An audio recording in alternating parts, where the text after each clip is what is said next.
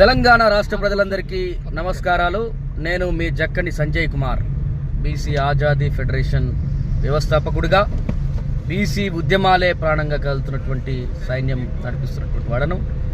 దేశవ్యాప్తంగా కులగణన చేయాలనేటువంటి డిమాండ్ తోటి, అదే రకంగా తెలంగాణ రాష్ట్రంలో బీసీ ఉద్యమాల ఫలితంగా సాధించుకున్నటువంటి 42% రిజర్వేషన్ల బిల్లును 9వ షెడ్యూల్లో చేర్చాలని గౌరవనీయులు పెద్దలు బత్తుల సిద్ధేశ్వరన్న గారు చేస్తున్నటువంటి ఆమరణ దీక్ష కోసం ఇక్కడ అన్ని పార్టీల యొక్క మద్దతును కూడగట్టడానికి, అన్ని సంఘాల యొక్క మద్దతును, ఓబీసీల యొక్క మద్దతును, ఎంపీల యొక్క మద్దతును కూడగట్టేటువంటి ప్రయత్నంలో నేను తిరుగుతా ఉన్నాను.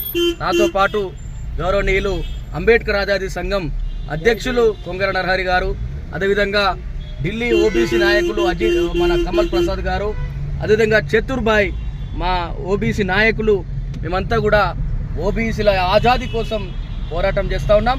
కాబట్టి బత్తుల సిద్ధేశ్వరన్న యొక్క ఆరోగ్యం ఇప్పటికే క్షీణించింది. 7 రోజుల నుంచి ఆమరణ నిరాహార దీక్ష చేస్తూ ఉన్నారు. వారు ఆరోగ్యం క్షీణిస్తూ ఉన్నది, కానీ ప్రభుత్వాలు స్పందించడం లేదు. కాబట్టి మేము అన్ని ప్రతిపక్ష పార్టీల యొక్క మద్దతును కూడగట్టేటువంటి ప్రయత్నంలో ఉన్నాం.